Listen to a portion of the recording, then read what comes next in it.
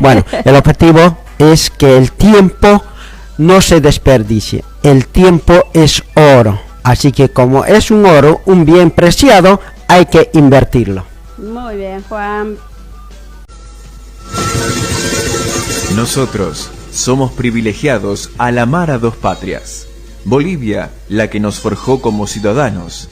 Argentina, la que nos brindó oportunidad de desarrollarnos. Además, es la patria de nuestros hijos. Este es el segmento Estado Plurinacional de Bolivia. Ser tu bravura, ser la fuerza.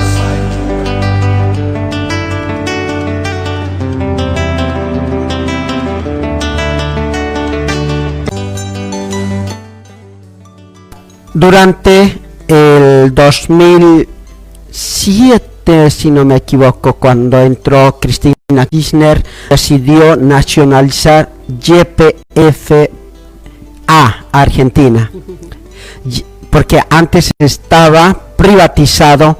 Durante los gobiernos de los 90 lo privatizaron, la ola neoliberal en toda Latinoamérica que ha pasado, ¿no?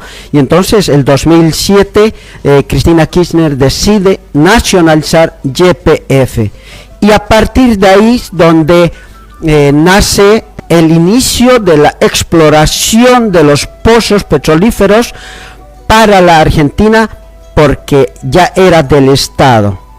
Y el 2010, si no me equivoco, Cristina Kirchner YPF descubre los pozos petrolíferos de Vaca Muerta. Ese petróleo no era convencional, donde vos podías hacer un hueco y extraer, no, sino que estaban envueltos en una roca, y se tenía que aplicar otro tipo de extracción, y requeríamos mucha inversión, y estábamos en ese proceso. El 2015 terminó su gestión Cristina Kirchner a medias, pero habíamos logrado esta mina de oro que es Vaca Muerta, que hoy están exportando gas a Brasil. ¿Por dónde? Por los gasoductos de Bolivia. Antes Bolivia vendía a la Argentina, como ahora ya no vende, esos gasoductos se están usando de la Argentina para Bolivia, y Bolivia también exportaba a Brasil. Entonces la carretera o el gasoducto estaba listo, y con Lucho Arce hicieron el convenio, y ahora se está vendiendo gas de Vaca Muerta a Brasil y a Chile, y también se están enviando por barco, porque lo transforman el gas y luego lo llevan a Italia, y están hablando en convenios para Alemania y al mundo. Quieren exportar al mundo, porque Vaca Muerta es una mina de oro que va a durar décadas, y eso es dinero para los argentinos. Pero veo que no está yendo para los argentinos, sino que más bien, no sé a qué cuentas estará yendo, porque no hay obras, no, ni hablar de eso. Así que eso es lo que está ocurriendo, Janet, acá en la Argentina. Al respecto, sí, ¿no? ¿Cómo vamos en retroceso? Yo sinceramente me pongo a analizar, y no sé si los oyentes del otro lado también se ponen a analizar, porque ¿cómo puede ser posible que cuando haya un recurso y se tenga que explotar, y que el beneficio sea para la nación, para los habitantes de la Argentina, ahora sea diferente, ¿no? O sea, que no tenga ese impacto donde que antes nosotros se tenía que explotar y lo teníamos que manufacturar, sino que ahora sale utilizando los ductos que en su momento obviamente fue hecho por Bolivia y Argentina, ¿no? La Argentina, el gobierno de acá de nacionalista, ¿no? Sí. Bueno, a ver, escuchemos a Cristina hablando sobre el tema. Si yo me pongo a pensar en Vaca Muerta y en todo lo que puede producir, debo pensar que esa política no la construimos ahora, la construimos el día que volvimos a recuperar YPF. Ante la adversidad, pecho, coraje, y vamos a hacer algo más y mejor. Como le pasó a Irigoyen. Ustedes saben que Irigoyen mandó un proyecto de ley para crear YPF al Parlamento y controlaba la Cámara de Diputados nada más, pero las provincias eran conservadoras y los conservadores 3 años estuvo con el proyecto de ley esperando que se lo aprobaran. No, ¿qué hizo? Decreto. La historia se construye también frente a las adversidades. Yo puedo admitir que cuando hay una remuneración fuerte al trabajo del 51 y el 49 del capital, tenemos tensiones inflacionarias. Pero bueno, yo creo que debemos definitivamente centrarnos en que gobernar es también administrar esas tensiones y hacerlo en favor de las grandes mayorías. Porque yo digo, con defectos, con errores, por ahí con modales que a muchos no les gustaban, los argentinos, nuestro espacio político, en esos 12 años y medio, había encontrado la forma de desendeudar a la Argentina. Habíamos creado con las reservas del Fondo Central, es más, terminamos pagando deuda Bodén 12. ¿Qué es el Bodén 12? El Bodén 12 es el corralito. El Bodén 12 que pagamos miles de millones de dólares en el año, como su nombre lo indica, hace 10 años también, mira, fíjate, recuperamos YPF y además le pagamos el corralito a la Primera Alianza. No fue una decisión dogmática, fue una decisión realista.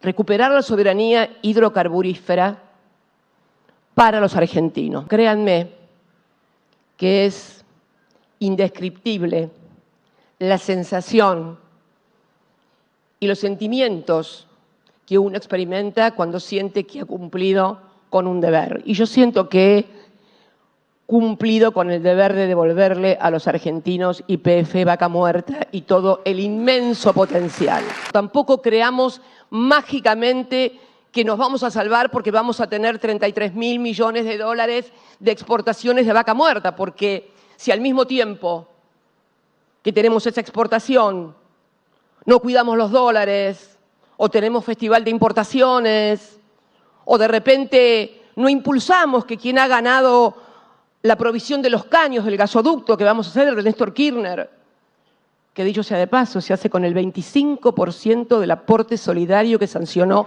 el Congreso de la Nación.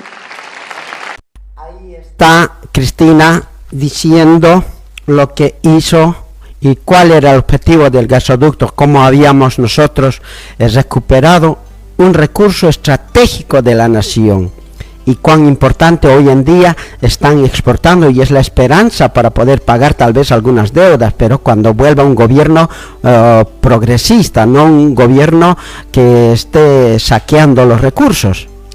Claro, aparte la mirada, ¿no? Por eso cuán importante es darnos cuenta cuando un gobierno realmente piensa en su pueblo, piensa en el interés de la patria, de que mejore, de que se fortalezca y de que en un futuro pues sea una competitividad ante el mundo, ante lo que nos rodea, porque si tú solamente sacas y extraes y lo regalas, así sin hacer una manufactura, no le sirve al país. La industrialización, por ejemplo. Exacto, no le sirve al país. Nosotros por eso tenemos que empezar a ver, ahora es momento de ir abriendo los ojos, porque creemos que todo está bien puesto, que todo está bien decidido, pero llegado el momento no es así, y en su momento, cuando nos demos cuenta, nos vamos a estar viendo como, esto me hace recordar a mi niñez, y me acuerdo cuando decían que esta generación, la próxima generación y la próxima generación eran deudores, o sea, cada persona, cada ser humano que nacía en este país ya era deudor, porque tenemos una gran deuda. Ahorita mismo hacen malabarismos con otros préstamos, con otras financiaciones para lograr pagar los intereses de ese préstamo. Bueno, a ver, Janet, vos ¿te recordás? Vos fuiste a Bolivia y me podés contar cómo fue la producción de energía eléctrica allá en Uncía, la planta fundidora del siglo XX de los minerales, pero en la época de Jorchir, Patiño, Aramayo, en los años 40-50. A ver, Janet, vos que fuiste a los museos, ahora es un museo, ¿no? Esas plantas, esas maquinarias que en nuestro lugar donde yo vivía, por ejemplo, en Chayapata, no tenía luz. Y décadas después, las últimas décadas, apareció en los 80, será una máquina que daba luz solamente en la noche, de las 7 hasta las 10, me parece. Bien, Juan, yo me crié, nací en un centro minero. Mi papá era el que trabajaba, mi abuelo era el que trabajaba, mis tíos eran los que trabajaban en el centro minero. Y así como tú lo dices, obviamente acá, como los llamas a los grandes varones del estaño, como Patiño más que todo allá reconocido en el centro minero, ellos, por ejemplo, lograron hacer una infraestructura grande. ¿Por qué? Porque en esos tiempos estaba la guerra y él necesitaba sacar el mineral. Y por eso es que a los centros mineros, más que todo ahí en siglo XX, después de tantos años pude ir y ver, y ahora como tú lo dijiste, es un museo, sí, pero ahí podés ver la maquinaria que había. Y mira que hablamos de hace años, Juan. Y hay una maquinaria que está durmiendo ahí. Yo sinceramente me emocioné porque el guía nos contaba, y también estaba mi papá en este viaje, pudimos recorrer juntos y recordar algunas cosas de él, de su juventud, y yo tal vez de mi niñez, y me contaba que ahí había una planta eléctrica, o sea, que suministraba el campamento, que era en Miraflores, Uncía, que podía suministrar energía eléctrica. Por eso es que nosotros en los centros mineros teníamos la electricidad. Y aparte que en Catavi tenía la fundidora. Había esa maquinaria gigantesca donde que se podía fundir el metal. Claro, pero ¿cuánto les habrá costado traer esa tecnología, armar ese polo? Por eso ahí obviamente que ha sido mucha inversión, porque también hay que reconocer que los primeros trenes fueron los que llegaron a las empresas mineras para poder sacar los minerales y traer acá a los puertos marítimos, ¿no? Exacto, pero ojo ahí, que siempre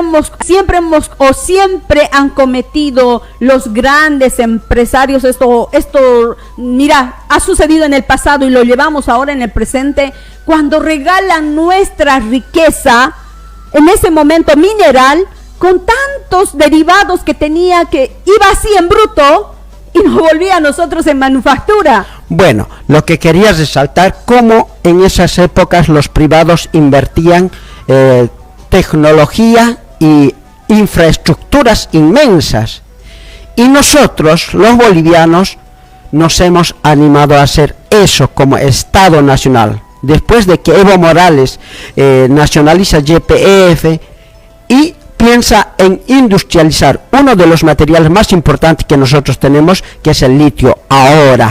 Entonces se crea pues del desierto, de la nada, a hacer polos industriales, infraestructura y tecnología para procesar nuestro litio. Y entonces lo han entrevistado a uno de los al ministro de Minería y de Tecnología, y habla sobre este tema. Escuchémoslo, por favor. Y bueno, sí. Pero la verdad es que es espectacular. Yo creo que es una cosa única en el mundo y no sé, es una sensación de plenitud y a la vez de tranquilidad, de paz. Además, con este silencio tan abrumador, la verdad es que estupendo. Durante mucho tiempo el turismo fue la única riqueza del Salar de Uyuni, pero ahora estos paisajes que durante mucho tiempo habían sido inmaculados están siendo cambiados por completo para abrir paso a la explotación de uno de los materiales que se ha vuelto de los más estratégicos del planeta, el litio. Un metal indispensable para los teléfonos móviles y los computadores, pero sobre todo para las baterías de los carros eléctricos. Bajo su desierto de sal, Bolivia tiene una de las reservas más grandes de litio del mundo, estimadas en el 40% de la totalidad del planeta. Todo empieza en estos enormes estanques, donde son enviadas toneladas de salmuera, bombeadas en las capas freáticas del desierto. La salmuera, la materia prima del litio, se obtiene primero por la evaporación gradual del agua de los estanques. Este ingeniero es quien se encarga de este procedimiento que toma 12 meses. El proceso es natural, no tenemos ningún agente químico que esté interviniendo, es un proceso que es netamente físico y químico, ¿no? Saturamos lo que es las aguas disueltas y lo que obtenemos son sales. Sales ricas en minerales de todo tipo, litio, potasio, magnesio, que son enviadas a esta primera planta de refinación. Bolivia invirtió un poco más de $1 millón porque el país está convencido de que el litio será a los carros eléctricos lo que el petróleo es a los carros de gasolina. Gracias a este monopolio del Estado, las autoridades quieren hacer de Bolivia la Arabia Saudita del litio. A pesar de sus recursos, Bolivia es por el momento menos productiva que sus competidores chilenos y argentinos. Esto no le preocupa al director de la planta, quien vigila de cerca la producción de litio diaria. Estamos vendiendo ahora mismo a China, a Rusia, Suecia, a este último a India. $22.000 la tonelada, y eso es solo el principio. El precio no para de subir. Para el director de la planta y el gobierno boliviano no hay ninguna duda. El litio va a transformar la economía del país. Va a traer empleo, va a traer para rentas, para la educación, para la salud, para todo. Porque es inversión estatal y la ganancia va a ser para el Estado. Y eso es el futuro de Bolivia. Ahora mismo es el futuro, es nuestro oro blanco. Permítame presentarles al ingeniero Alberto Echazú. Quiero presentarles un video muy cortito. Primero, habla justamente el ingeniero Alberto Echazú. Es del 29 de octubre del año 2009, cuando, entiendo, ya comenzamos a echarle el ojo y empezar a proyectar realmente el trabajo de explotación de litio. Esto es lo que el ingeniero Alberto Echazú, en un evento que luego nos los comentará él, presentaba. Vamos a escucharlo, por favor.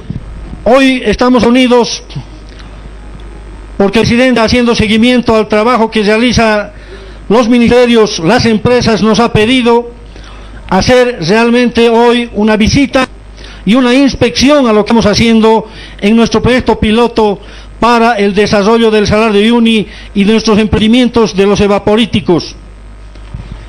Hemos desarrollado trabajos difíciles acá desde el momento en que el presidente inauguró este trabajo. Este lugar donde estamos presentes es uno de los episodios importantes en la historia de Bolivia y fue precisamente en la gestión del presidente Evo Morales, año 2009. El segundo video es del 25 de octubre, casi un año después. El presidente Evo Morales Ayma aparece en un documental en el que se explica qué es el litio, qué es esta riqueza. Lo vamos a escuchar. Adelante. Vamos a pedir un poquito de paciencia para poder explicar un resumen, pero del detalle de las políticas y de las reservas que tiene Bolivia con relación a la salmuera. Para entender esa familia que no siempre está, por razón de trabajo, permanentemente informado. ¿Qué es el litio? Es el metal más liviano que existe. ¿Dónde se encuentra el litio? En algunos países, algunos continentes, en las rocas, pero especialmente en la salmuera, que está en los salares que tiene el mundo. El presidente Evo Morales ratificó el jueves que Bolivia aceptará Se presentaba en estos primeros momentos este gran inicio para consolidar un gran proyecto que era necesario para el país. Ingeniero, ¿cuánto hemos avanzado en el gobierno del presidente Evo Morales para este gran proyecto? Si podemos ahora sí escucharlo a usted con esta presentación en lo que respecta a esta riqueza que tiene Bolivia. Ingeniero, adelante, por favor. Bien, hemos hablado muchas veces de lo que se ha hecho en 14 años del gobierno del proceso de cambio a la cabeza del compañero Evo Morales. Lamentablemente los grandes medios han sofocado esta información hasta el extremo de que hay gente que sin conocer nada afirma con seguridad que en el salar no se hizo nada, que no hay nada en el salar. Y realmente cuesta trabajo entender cómo se puede aseverar semejante cosa. Nada más sería bueno que den una visita al lugar, si antes conocieron el salar, ver la enorme diferencia que hay ahora con el trabajo que se ha hecho en 14 años, porque después ha venido un periodo de total paralización. Y esto es lo que ha generado un gran daño al país, que no está siendo ubicado correctamente, ¿no? En realidad el proceso empezó con la investigación. Esto mucha gente no conoce. Pensábamos que, por reiterar, podíamos, digamos, asemejar el proceso que se efectuaba en Chile, ¿no? Es decir, una evaporación fraccionada por la vía de los cloruros, ¿no? Eliminar sobre todo los contaminantes, sulfatos sobre todo, y avanzar en los cloruros hasta obtener el cloruro de litio, que luego era, digamos, carbonatado para obtener el carbonato de litio. Pero justamente por la investigación que se hizo, no bien empezamos con tareas de prepilotaje, nos dimos cuenta que este proceso no era el adecuado para el país. Hicimos las pruebas en las pequeñas piscinas que todavía se las puede observar, y allí vimos que realmente la recuperación por este proceso era muy baja, y además se generaba muchos residuos sólidos, ¿no? Pero evidentemente la investigación de nuestros técnicos, ingenieros y trabajadores hizo que se vuelque el proceso justamente hacia desechando el proceso de los cloruros hacia los sulfatos. De modo tal que el proceso que se ha desarrollado en Bolivia es un proceso propio, inaugurado y desarrollado por los técnicos e investigadoras bolivianas. Entonces se empezó a analizar esta posibilidad y se desarrolló la propia vía boliviana, que se considera que no es eficiente, pero señalar que esto es una falsedad. Poco a poco se fue desarrollando la primera fase del proyecto, la fase piloto, ¿no? La fase piloto evidentemente contempla unas pequeñas piscinas y luego una pequeña planta piloto, tanto de cloruro de potasio y carbonato de litio, ¿no? Porque de acuerdo al proceso, primero se extrae las sales de potasio y después las sales de litio. Entonces, en esta primera fase se hizo la investigación científica y después la aplicación de las plantas piloto de carbonato de litio y cloruro de potasio. La planta de cloruro de potasio tenía una capacidad de 3.000 toneladas. Pequeña, pero no tan pequeña para el consumo nacional, que no llevaba más de 2.000 toneladas, ¿no?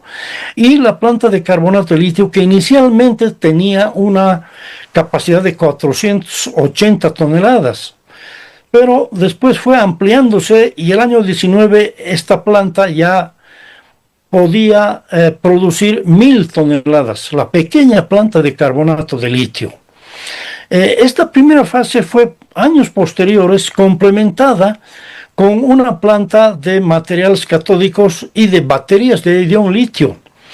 De esa forma, hacia el año 2015, más o menos, no estoy exacto en esto, Bolivia, con su gobierno del proceso democrático, logró cerrar toda la cadena de industrialización, desde la geología, la investigación, el pilotaje de las plantas de sales de potasio y de litio, su aplicación en materiales catódicos y después en la elaboración de baterías, y finalmente su aplicación de baterías ya sea en sistemas fotovoltaicos, en viviendas, en municipios de Potosí, en equipos y finalmente en un prototipo de automóvil, toda la cadena, desde la exploración hasta la aplicación de las baterías.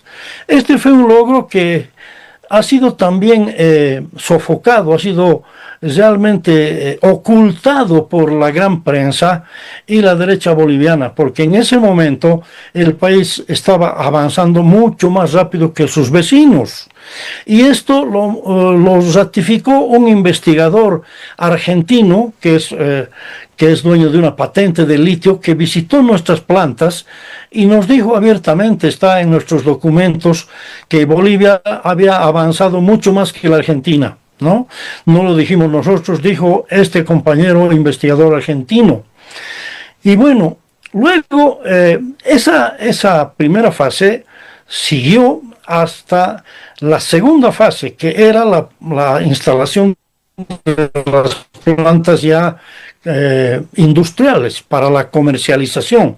Aunque nuestras pequeñas plantas de piloto ya comercializaron sus productos, tanto potasio como litio en pequeñas cantidades, es cierto, pero el potasio llegó a comercializarse varios miles de toneladas. Entonces viene la segunda fase, que es la construcción de las plantas industriales de cloruro de potasio, que es una planta de las 10 más grandes del mundo, ¿no? Tiene una capacidad de 350.000 toneladas. A precios, digamos, medios, esta planta puede dar entre 80 y 90 millones de dólares cada año. Y la planta de carbonato de litio de 15.000 toneladas, ¿no? La planta de potasio se concluyó el año 18, en el mes de octubre. Se inauguró la planta industrial de cloruro de potasio y se avanzó tanto en el diseño como en la contratación de la constructora de la planta de carbonato de litio, que lamentablemente debería haberse concluido a principios del año 20, ¿no? O a mediados del año 20. La violenta transformación y el golpe de Estado que sufrió Bolivia el 19 hizo que esto se paralice. La paralización continuó en el gobierno de Luis Arce. En el Salar de Uyuni hay un complejo enorme que tiene toda una base de infraestructura lista para incrementar grandemente la producción.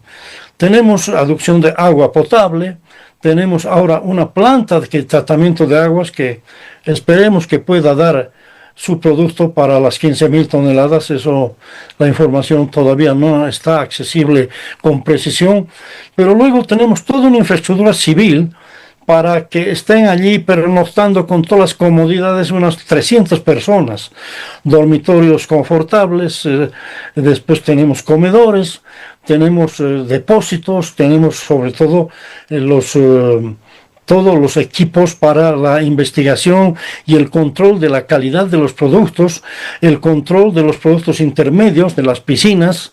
Tenemos una provisión, tenemos una estación de servicio que nos provee de combustibles, diésel y gasolina. Tenemos además una enorme posibilidad de tratar los desechos sólidos. Tenemos también un tratamiento de aguas negras y grises. Tenemos realmente un centro de investigaciones en La Palca que es de altísima tecnología, ¿no? Con equipos que realmente no se equiparan a los de los países más avanzados en esta materia, ¿no? Tenemos luego el proceso de investigación y de geología que ha permitido la perforación de 85 pozos que permiten bombear la salmuera a 6 sistemas, redes de bombeo. Lamentablemente esto también se ha paralizado. Desde el año 19 no se ha hecho ni una sola perforación de nuevos pozos y nuevas redes de bombeo, que son justamente el núcleo de donde sale la materia prima para bombear a las piscinas. Luego se ha construido 20 líneas de las estructuras de las piscinas con la sal compactada y con maquinaria de la propia empresa. Y se han impermeabilizado 12 líneas, faltando 8 para concluir todo aquello. Entonces existen en este momento 12 líneas de piscinas con 6 sistemas de bombeo y 85 pozos que permiten el bombeo de la salmuera que va a evaporarse. Entonces esta enorme infraestructura está lista para incrementar la producción hasta 15.000 o 16.000 toneladas de carbonato de litio, porque las dos plantas pueden funcionar. La planta piloto de 1.000 toneladas es una planta muy redituable. Miren ustedes, esa planta puede producir 1.000 toneladas, que al precio de 20.000 toneladas nos da $20 millones al año. Esa planta y la infraestructura de sus piscinas, que son propias piscinas, que son las piscinas de acoplamiento, no han costado más de 5 o 6 millones de dólares, ¿no? Y las ventas del carbonato de litio de la planta piloto ya han dado más de 70 millones de dólares, ¿no? Es increíble que esto tampoco se pueda informar a la población. Esa planta es una pequeña minita de oro, porque puede seguir produciendo 1.000 toneladas cuando su precio ya ha sido pagado hace mucho tiempo atrás. No sucede lo propio con la planta industrial por la sencilla razón de que el proceso está inconcluso.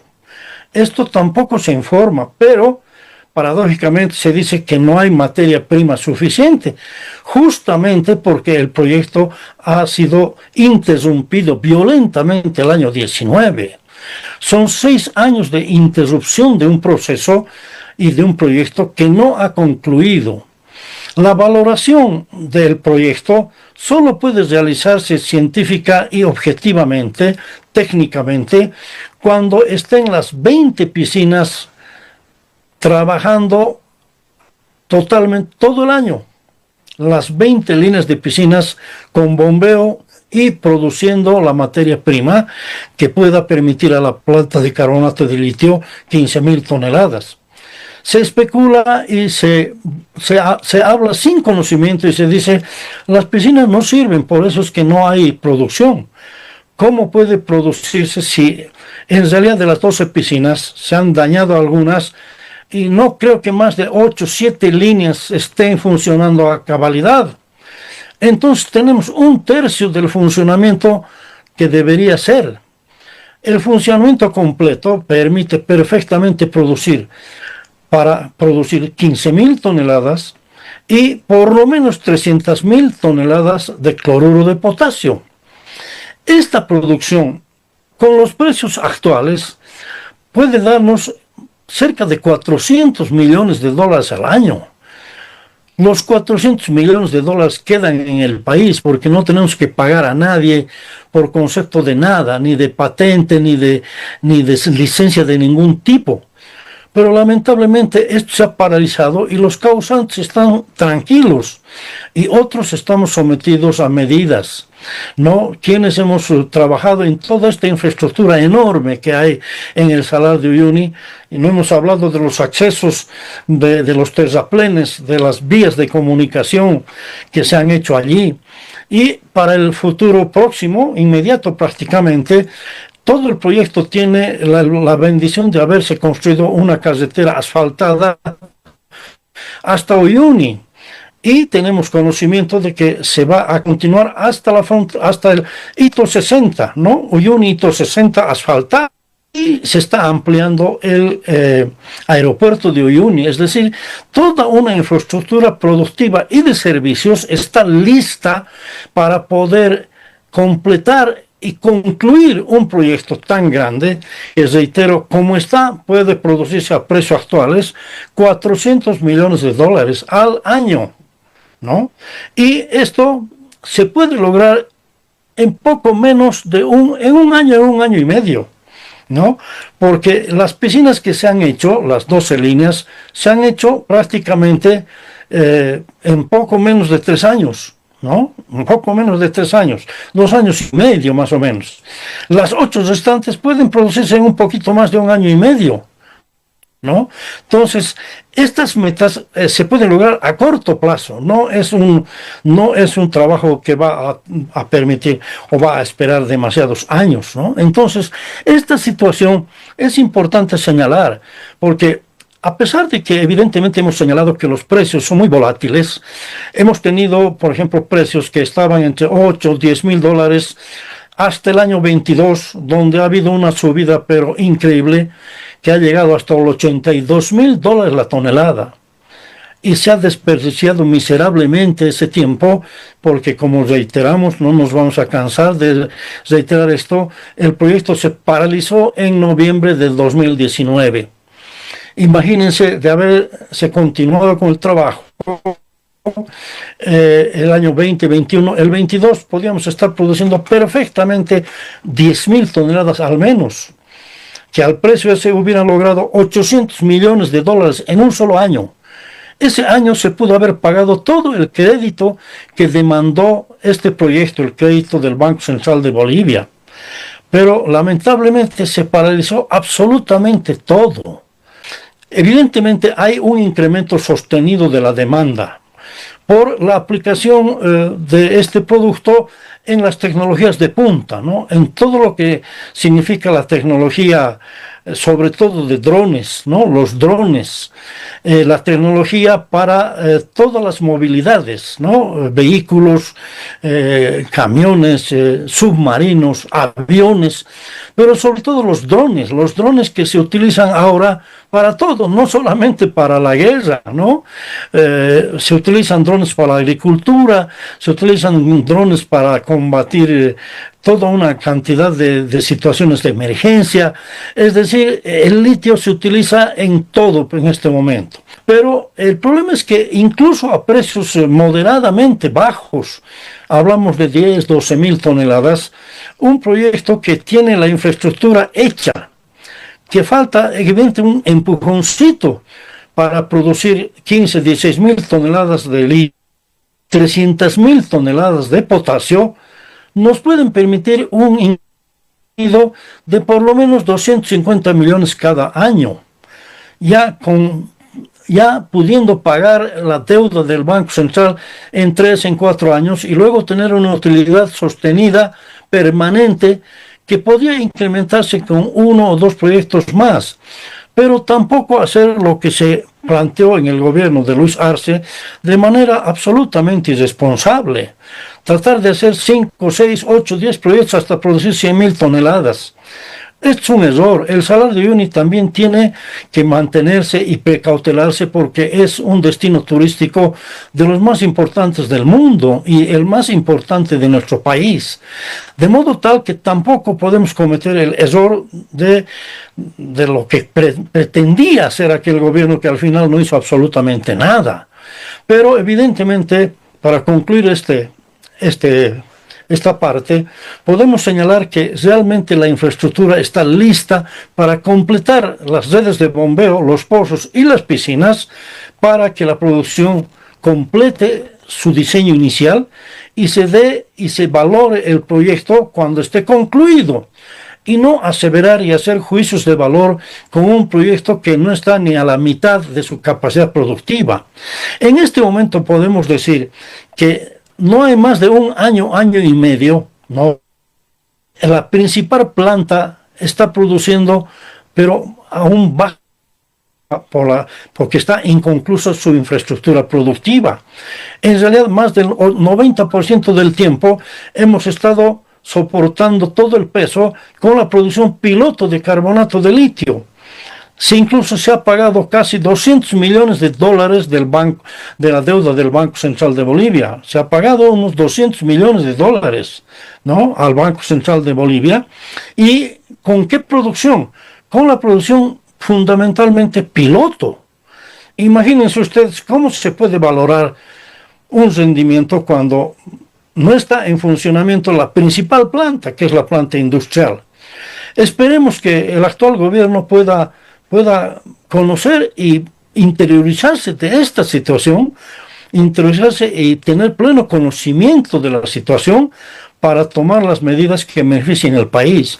Sería un gravísimo error privatizar, porque sería entregar prácticamente todo este esfuerzo del pueblo boliviano en manos extranjeras, ¿no? Y el resultado sería ingresos muy pequeños para el país. Yo termino con esta parte, Ramiro, indicando lo mucho que se ha hecho en estos 14 años, que están ahí para la vista de todo quien tenga buena intención de conocer y de tener la experiencia, digamos, de vida, de conocer lo que se ha hecho allá, pero no con información totalmente ajena a la realidad. Muchísimas gracias, ingeniero. Estamos hablando con el ingeniero Alberto Echazú, ex ministro de Minería y Metalurgia en el gobierno del presidente Evo Morales. Nos dice, hay una infraestructura enorme en la planta piloto concluido y en pleno proceso de producción, ha generado bastantes recursos económicos. Hay una infraestructura que no ha sido concluida en la última parte debido al golpe de Estado. Había un personal calificado, capacitado, boliviano, personal que al parecer ya no está.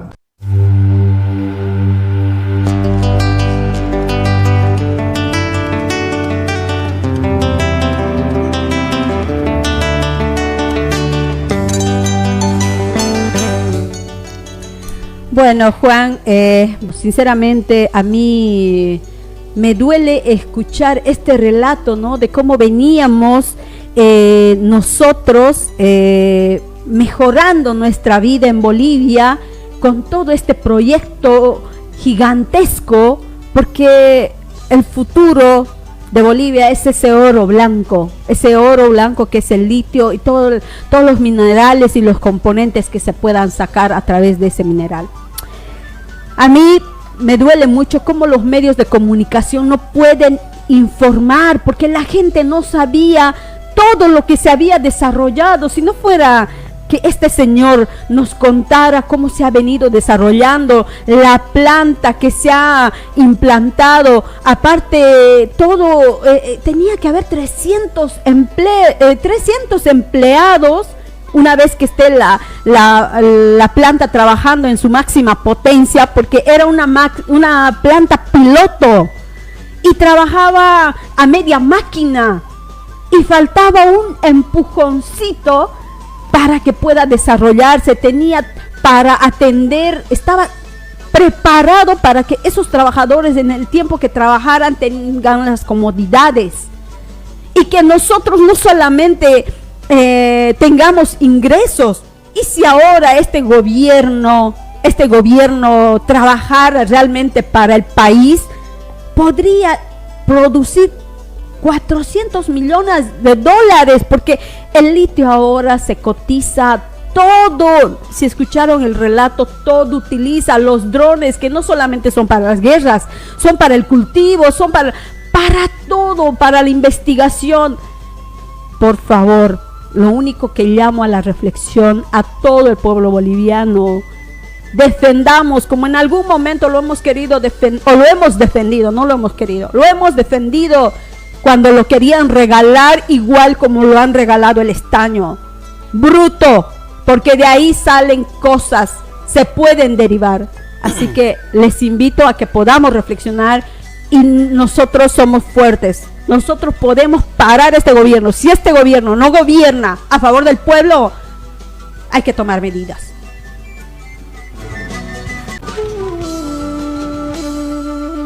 Todas nuestras acciones, por más mínimas que sean, influyen en nuestro entorno ambiental.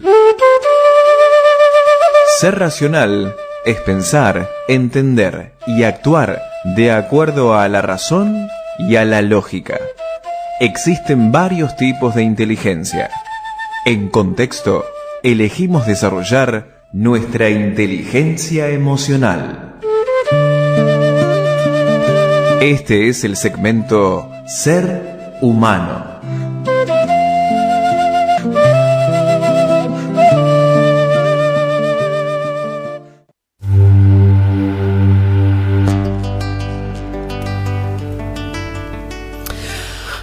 A ver, nosotros como seres humanos hemos entendido que hay el bien y el mal. Y nosotros, ¿de qué lado nos vamos a parar? ¿De la vereda del mal? ¿De la vereda del bien? Porque antes que nosotros lográramos la civilización, éramos salvajes, donde no habían leyes. La ley del más fuerte se imponía. Nosotros podríamos ser presa o predador. ¿De qué lado nos vamos a parar? Por eso es importante comprender lo que es la moral y la ética, porque siempre nos hablan, o en nuestras conversaciones está: vos no tienes moral ni ética, pero se sobreentiende, pero es necesario comprender a plenitud cada significado de cada palabra. La moral es un conjunto de normas, creencias, costumbres y valores que determinan la conducta de las personas, principalmente su relación con el bien y el mal. La moral es saber qué está bien, qué está mal. La moral es conciencia. Y la ética es el conjunto de normas morales que rigen la conducta de la persona en cualquier ámbito de la vida, no como algunos que van adaptando su conducta según la ocasión. En la casa son una cosa y en la calle son otras. Con la gente son otra cosa y en la intimidad con la familia otro. Y mucha gente escuchamos decir: no, pero este señor era tan bueno y ahora mira cómo había hecho con su familia. Y hay ese tipo de doble actitud, doble moral. Entonces, nosotros, la moral es saber qué está bien, qué está mal. Y la ética es actuar sabiendo que está mal. Hay gente que hace bien y hay gente que es coherente con su moral, con su pensamiento, con su creencia. A partir de ahí nosotros podemos diferenciarnos, que decimos los valores humanos. Hoy en día en nuestra sociedad estamos viendo que nos estamos deshumanizando. ¿Y cuál es la característica de un ser humano? Los valores humanos. Los valores humanos son principios éticos y morales que guían nuestro comportamiento hacia el bienestar personal y colectivo.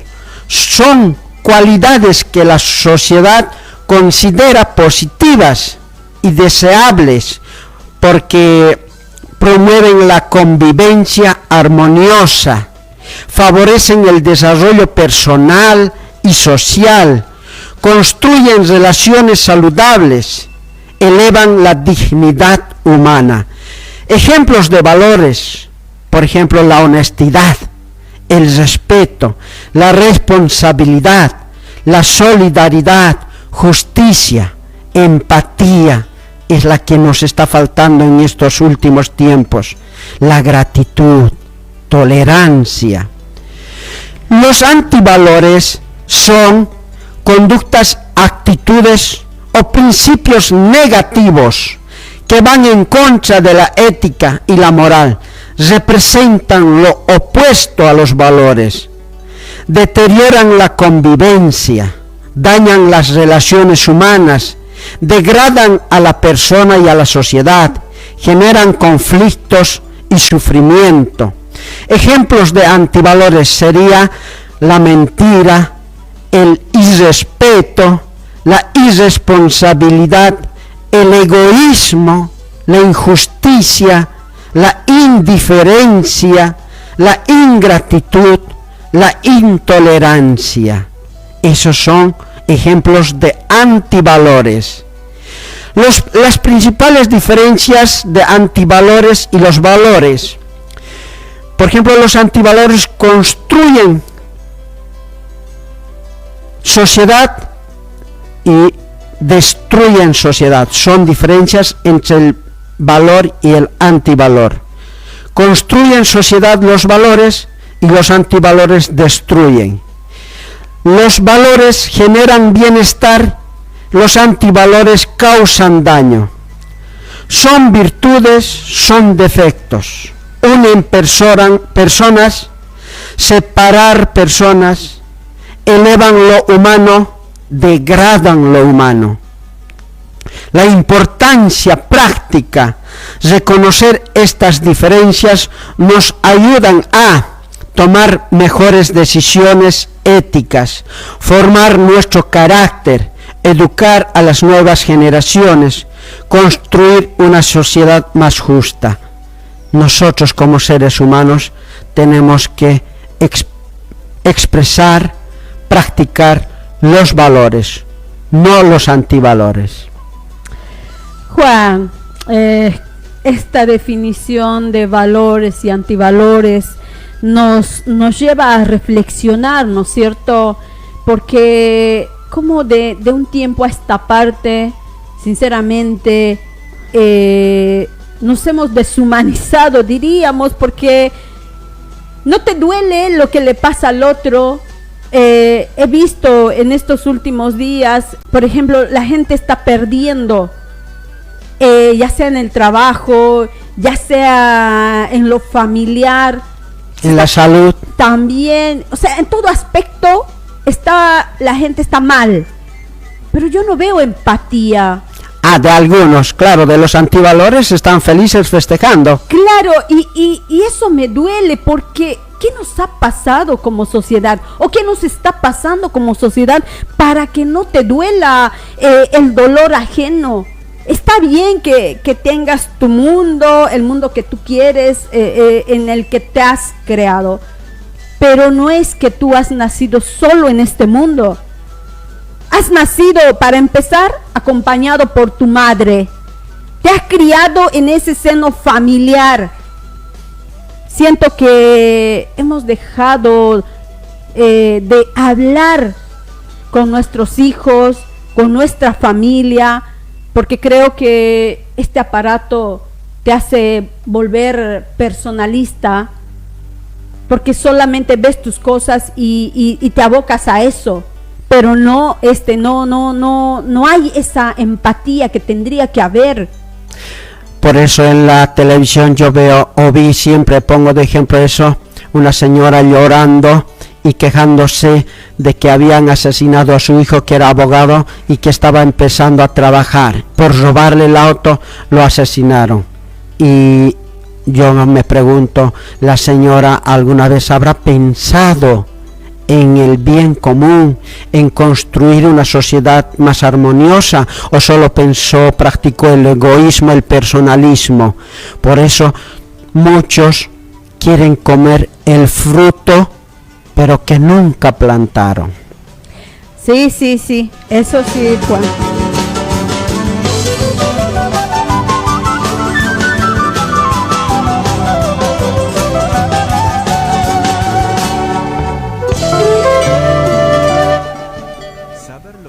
A nuestro alrededor es muy importante, así como saber lo que pasa en otras partes de nuestra casa común. Este es el segmento Internacionales.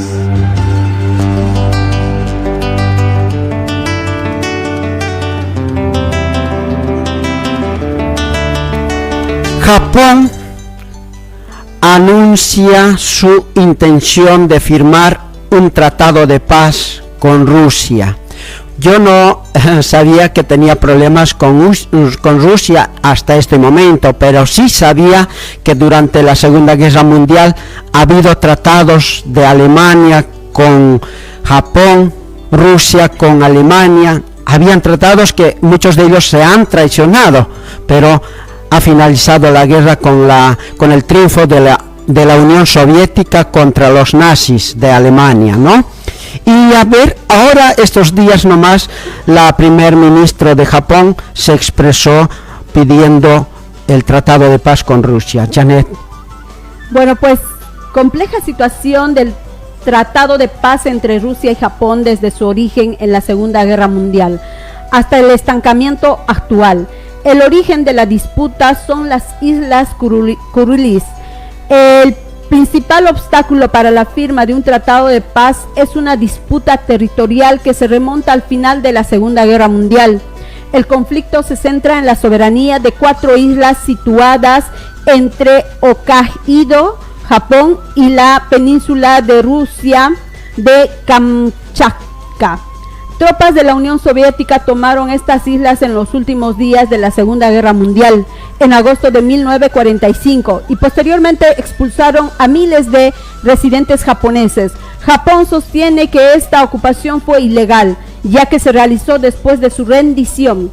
La posición japonesa, Japón reclama la devolución de 4 islas como condición previa a la indispensable para firmar cualquier tratado de paz. La posición de Rusia es administrar la isla como parte de su territorio y considera que su soberanía sobre ellas no está sujeta a discusión. Una postura que se reforzó con una enmienda constitucional en el 2020 que prohíbe la transferencia del territorio. Para Moscú, la toma fue legítima y está avalada por los acuerdos de la Conferencia de Yalta en 1945. Acercamientos entre los 90 y los 2000. Tras la disolución de la URSS, se reanudaron las negociaciones en 1993. Ambos países se comprometieron a resolver el problema de la soberanía de las 4 islas y firmar la paz. Pero no se cumplieron los plazos. La era de Shinzo Abe y Vladimir Putin, el ex ministro japonés Shinzo Abe, impulsó un gran acercamiento personal con el presidente Putin, celebrando más de 25 reuniones entre el 2012 y 2020. En 2016 acordaron iniciar debates sobre actividades económicas conjuntas en las islas. Un momento clave fue en el 2018, cuando Putin propuso confirmar un tratado de paz sin condiciones previas antes de fin de año, una oferta que Japón rechazó de inmediato por no resolver la cuestión territorial. Ruptura y estancamiento actual por la guerra de Ucrania. El proceso de paz se quebró definitivamente tras el conflicto bélico de la OTAN y Rusia en Ucrania en 2022. Sanciones de Japón. Japón se sumó a las sanciones internacionales contra Rusia, congelando activos y retirando el estatus de la nación más favorecida a Moscú. Esto llevó a Rusia incluyera a que Japón en su lista de países no amigos. Rusia suspende las negociaciones en marzo del 2022. Como represalia, Rusia anunció la suspensión unilateral de las negociaciones para el Tratado de Paz y canceló los proyectos de cooperación económica en las islas.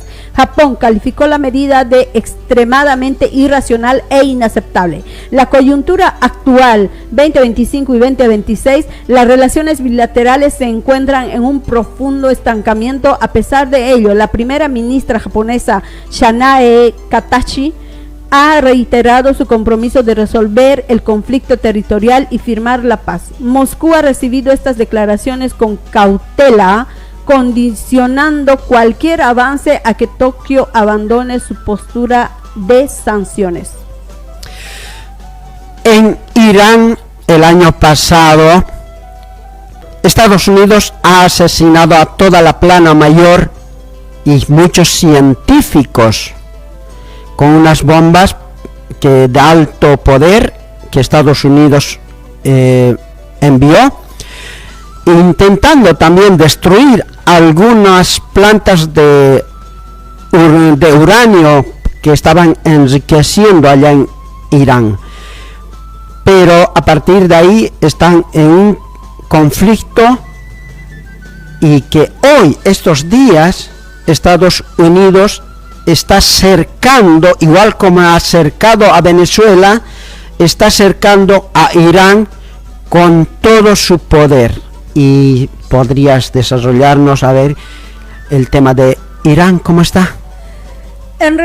La relación entre Estados Unidos e Irán ha alcanzado un punto máximo de tensión, con una clara amenaza de ataque militar inminente por parte de Donald Trump.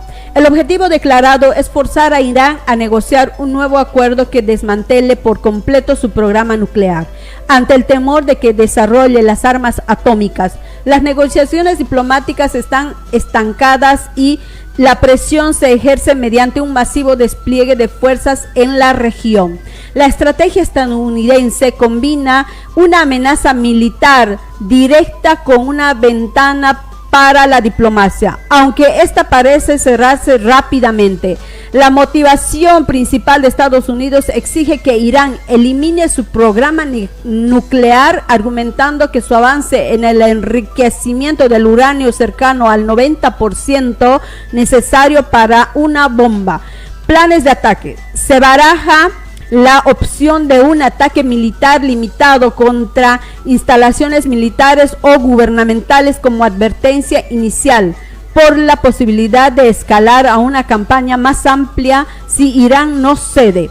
El presidente se ha dado un plazo de 10 a 15 días para tomar una decisión final. Despliegue militar. La maquinaria bélica ya está en marcha. Estados Unidos ha enviado un impresionante contingente a Oriente Próximo que incluye 2 grupos de ataque de portaaviones, destructores, bombarderos furtivos y sistemas de defensas antimisiles.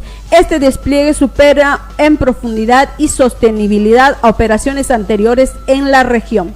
Lejos de mostrarse sumiso, Irán ha respondido con una combinación de amenazas, maniobras militares y preparativos defensivos. Advertencia del líder supremo. El ayatolá Ali Khamenei ha advertido que aunque Irán enfrenta al ejército más poderoso del mundo, responderá a cualquier ataque con todas sus capacidades, recordando la vulnerabilidad de los buques de guerra estadounidenses ante sus misiles. Amenaza del estrecho de Hormuz como parte de su estrategia de guerra híbrida. Irán ha realizado maniobras militares en el estrecho de Hormuz, por donde transita el 20% del petróleo mundial. La amenaza de cerrar esta arteria vital es una de las principales cartas de presión, a pesar del riesgo que supone para su propia economía. Preparativos internos. Irán se prepara para lo peor. Ha activado una defensa en mosaico que descentraliza el mando militar. Sí, eso es lo que está ocurriendo allá en Irán. Y estos días ha habido un terremoto, como está habiendo muy seguido allá en Perú, pero no es un terremoto geográfico, sino geológico, sino un terremoto político. Han destituido otra vez a otro presidente que solamente duró 4 meses, a ese José Geri, por corrupto y otras, y ahora nombran a otro. Pero bueno, a eso vamos a analizar después de esto. A ver, Janet, decime cómo está Perú. Bien, la política peruana vive un escenario de crisis económica, marcado por una rotación presidencial sin precedentes, un feroz enfrentamiento entre poderes del Estado y una profunda confianza ciudadana. Todo ello en vísperas de unas elecciones generales clave. Perú se ha convertido en el país políticamente más inestable de América Latina en el siglo XXI. Desde 2016 ha tenido 8 presidentes diferentes, una sucesión de mandatos que rara vez han logrado completar su periodo constitucional de 5 años. El último presidente en terminar su mandato fue Ollanta Humala en 2016. Esta puerta giratoria en Palacio de Gobierno ha normalizado la crisis y generado un enorme desgaste institucional. El corazón de la crisis, un Congreso empoderado contra un Ejecutivo débil. El origen de esta situación se encuentra en un profundo desequilibrio de poderes tras las elecciones del 2016. El Congreso quedó denominado por una opción fujimorista con mayoría absoluta, lo que desató un conflicto permanente en el Ejecutivo. Los expertos describen la situación actual como un autoritarismo legislativo o un parlamentarismo de facto, donde el Congreso se ha fortalecido a costa de vaciar el poder a la presidencia. La principal herramienta de este dominio parlamentario ha sido el uso recurrente de la figura constitucional de la incapacidad moral permanente para destituir presidentes, originalmente pensada en casos excepcionales. Esta cláusula de interpretación amplia se ha utilizado de manera sistemática para derribar gobiernos sin el rigor de un juicio político y formal. El último episodio, la caída de José Geri y el ascenso de José María Balcázar. El más reciente capítulo de esta crisis ocurrió en febrero del 2026. El presidente interino José Geri fue censurado por el Congreso y destituido tras apenas 4 meses en el cargo. Su caída, conocida como el Chifagate, se precipitó por un escándalo de tráfico de influencias al descubrirse reuniones secretas con un empresario chino vinculado al Estado. En su reemplazo, el Congreso eligió al octogenario José María Balcázar, un abogado de 83 años del partido Perú Libre. Su elección, una sorpresa política, fue el resultado de complejos acuerdos entre bancadas que primaron los cálculos de conveniencia sobre las ideologías. La derecha se fracturó y un sector había apoyado en secreto a Balcázar, lo que desató fuertes críticas y acusaciones de entregar el país a la izquierda radical.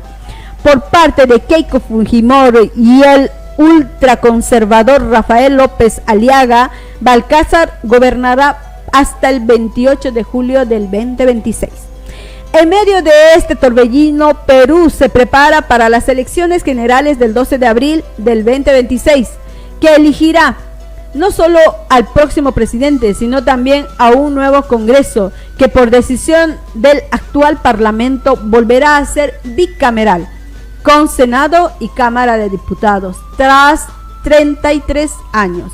El panorama electoral es de total fragmentación e incertidumbre. Con unos 30 candidatos, las encuestas muestran un altísimo nivel de indecisión, una dispersión del voto, sin que ninguna figura logre considerar un liderazgo claro.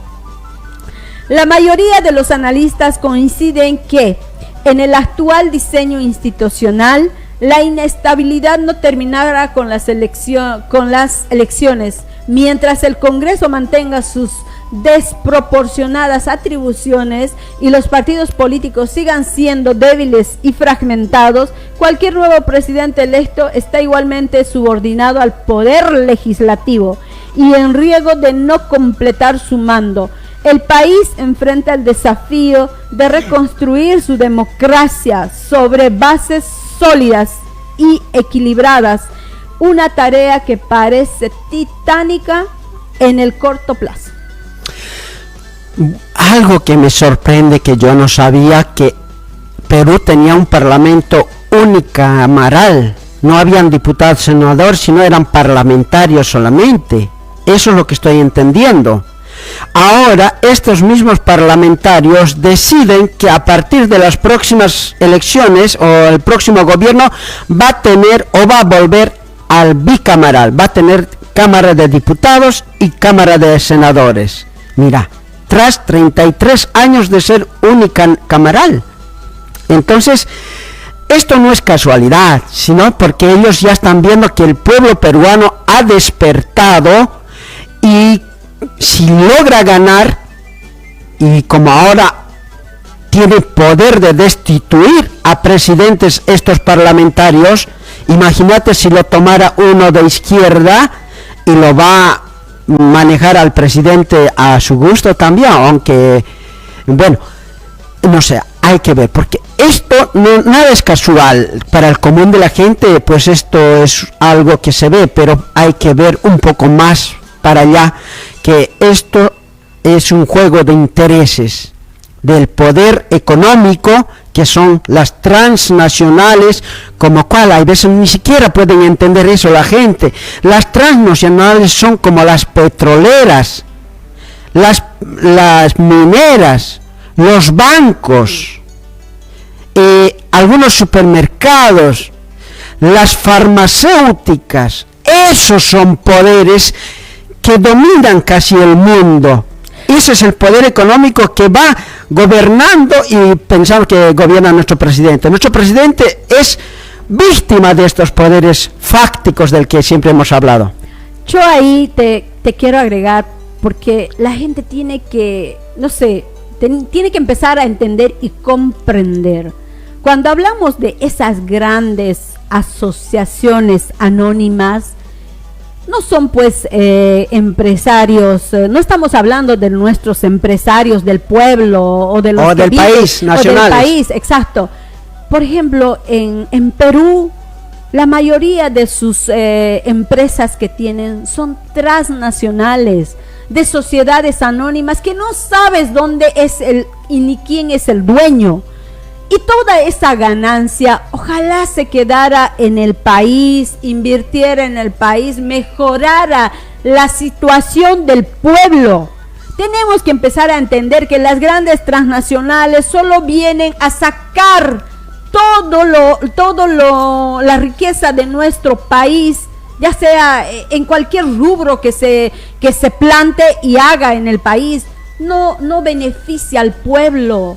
Es hora de que tengamos que despertar. Perú, no puedes dejarte dominar por legisladores, por una cámara única, donde decide qué gobierno está y qué gobierno no, si le conviene o no puede ser eso.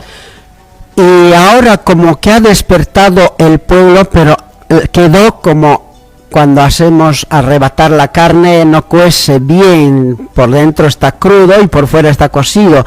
Cuando le dieron el golpe parlamentario a Pedro Castillo, pues ese pueblo quedó como arrebatado, igualito como en Bolivia, cuando le dieron golpe de estado a Evo Morales. Todos nuestros hijos que habían nacido durante el gobierno de Evo Morales, a partir del 2000 hasta el 2019, esos hijos, o hasta el 2025 todavía, porque o 2022 podría ser, porque habían madres todavía embarazadas el 2019 y al 2020-21 nacieron, y entonces esos hijos son todavía hijos nuestros. Pero con el golpe de estado abortaron eso y quedó como arrebatado, ¿no? Y en Perú lo mismo ha ocurrido. Han despertado, pero han despertado para todo lado. Ahora ningún candidato tiene un apoyo amplio. Total. Todos están divididos en minorías. ¿Y eso cómo se va a solucionar? Solo les pido, estimados hermanos peruanos, vayan a alfabetizarse políticamente. ¿Por qué siempre nosotros hemos nacido trabajando y moriremos trabajando, aún teniendo un título profesional? No hemos nacido en la alta sociedad. Nosotros no hemos heredado cuentas bancarias ni empresas. Nosotros somos la clase trabajadora. No hay otra vida. Está el poder económico contra el poder del trabajo. Vos, diría, alguna vez escuchaste un programa de televisión, y vos, ¿de qué lado estás, chabón? ¿Te acordás? Sí. Yo ahí lo que quiero agregar es lo siguiente. También tenemos que empezar, como tú dijiste, abrir la mente, alfabetizarse políticamente es abrir la mente, porque si ves los medios de comunicación que tienen un solo discurso, es que te están mintiendo, te están engañando. Porque eso es lo que ha pasado acá. Acá las redes sociales, los medios de comunicación te decían que íbamos a tener una mejor vida. ¿Y qué estamos viviendo? Dense cuenta. Cuando los empresarios, los grandes empresarios, han querido que un pueblo trabajador mejore su vida, mejore su dignidad. Es importante que nos pongamos a pensar, si hay algo que lo están hablando 1, 2, 3 medios de comunicación, dudemos, por favor, seamos críticos y también fortalecernos entre el pueblo, porque es nosotros el pueblo o es el poder, porque esa es la lucha que siempre hemos estado llevando adelante, esta lucha de clases, pero desde tiempos inmemorables, desde que se ha establecido los esclavos y los reyes.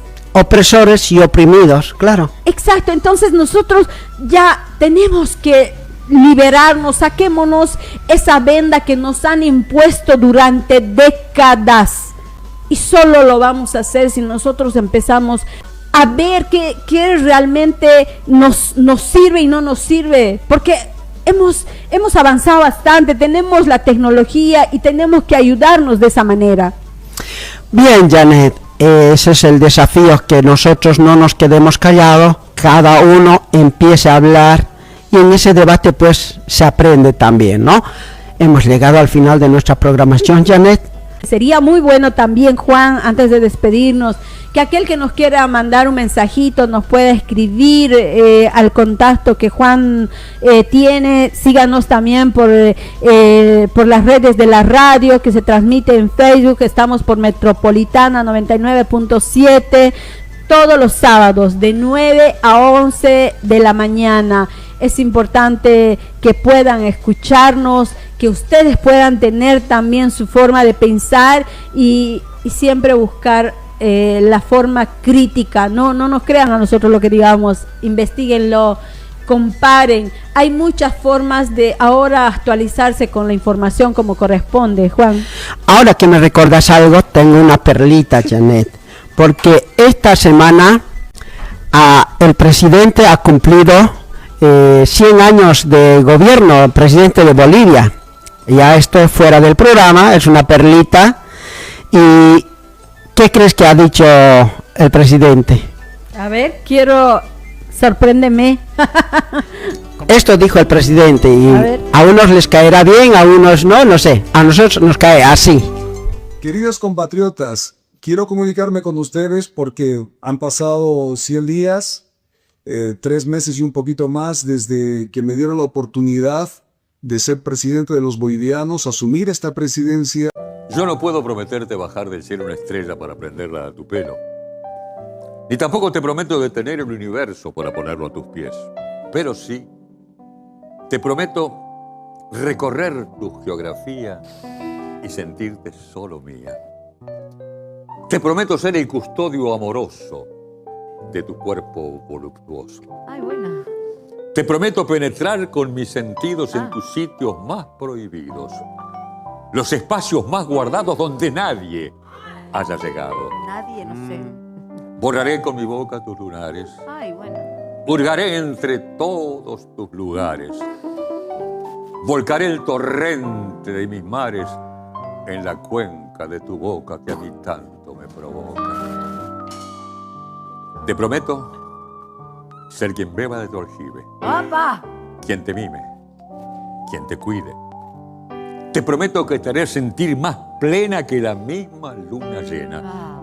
Te prometo invadirte la conciencia, regalarte mi experiencia y que sientas mi tibieza de los pies a la cabeza. Viviré para darte mi ternura. Buscaré contagiarte mi locura. Lograré penetrar en la espesura de ese bosque centinela que a mí tanto me desvela. Te prometo, y te digo con certeza, si no cumplo mi promesa, de la mano del Eterno, que me hunda en el infierno. Te prometo. ¡Muy bueno! Los abrazo y les agradezco por el trabajo que me han permitido llevar adelante estos 100 días junto a este gabinete, pero sobre todo por nunca dejar de creer en la patria. Eso es lo que hemos entendido cuando el presidente se expresó con su mensaje de 100 días. Realmente, ¿qué podemos decir, Juan? Sinceramente, no veo que en estos 100 días haya podido mejorar la vida de los bolivianos. Solo nos ha endeudado. Mira, en estos 100 días solamente ha pedido préstamos más que Evo Morales en 14 años.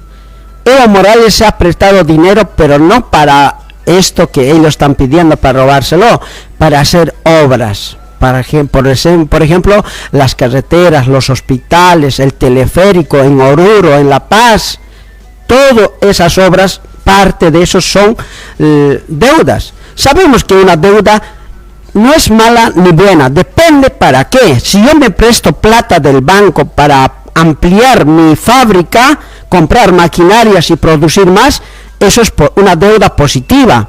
Pero si yo me presto dinero del banco para poder hacer una fiesta de 15 años para mi hija, eso no es inversión, eso es gasto. Y entonces, en este caso, los gobiernos de derecha siempre se hacen ese préstamo para depender, hipotecar el futuro de nuestros hijos y de nuestro país también, ¿no? Y aquí a mí, por ejemplo, esto me da como una indignación. El cerco informacional, o sea, los medios de comunicación, ¿dónde están para denunciar esto?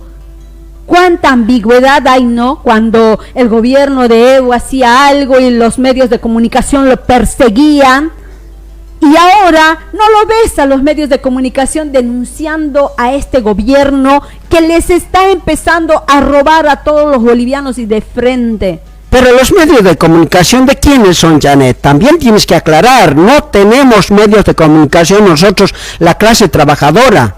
Todos los medios son privados, y como son privados, viven de inversiones o de propagandas o de quienes lo financia. Por eso mismo digo que uno tiene que empezarse a dar cuenta de qué te informa, qué te dice. Pero no tenemos, todos son del poder. Ya sé que todos son del poder. Estoy hablándole a la gente que se dé cuenta que esos medios de comunicación están en complot con el gobierno. Que no, con el poder económico también, porque hemos dicho, unos son los poderes establecidos, que es el poder ejecutivo, legislativo, judicial. Esos poderes por consenso nacional, por constitución, son poderes que gobiernan, pero fuera de ese poder legal hay los poderes fácticos que también gobiernan. Exactamente, sí, por eso mismo, ahora que tienes esta posibilidad de tener este celular donde que puedes llegar, tener de información, tenés que empezar a buscar información de de los pocos medios que hay, incluso salí fuera del lugar de tu país, busca en otros lados que te van a decir ojos de afuera que ven al país en qué situación está. Claro, por medios internacionales también hay algunos que sí, por ejemplo RT, Telesur, Sputnik. Hay también ahora, hay un grupo de periodistas que yo lo recomiendo, es la base latinoamericana, véanlo, están por YouTube, y eso no te dicen, te hacen comparaciones, no es que te inventan cualquier cosa, te hacen comparaciones de lo que fue antes, cómo estuvo antes, cómo está ahora y qué es lo que va a ser, porque si de verdad no buscamos un medio o algo que nos abra los ojos, lastimosamente vamos a seguir como estamos, Juan. Tu despedida, Janet. Bueno, pues los esperamos el próximo sábado. Escríbanos ahí al WhatsApp de Juan, que siempre se olvida dar el número, pero también tenemos las redes de la radio, el Facebook de Radio Metropolitana 99.7, y mándenos mensajitos. Queremos saber qué es lo que piensan ustedes, cómo la ven, cómo están viviendo estos momentos que estamos. Hasta el próximo sábado. Muchas gracias por acompañarnos.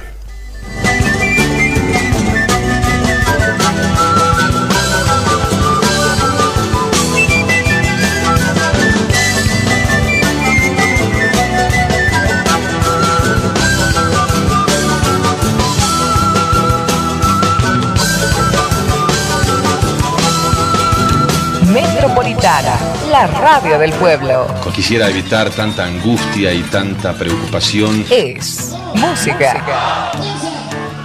Noticias. Cambio. Deportes. Solidaridad. Pero un buen día por fin pasó. Metropolitana, la radio del pueblo. 99.7 el dial ya va a comenzar.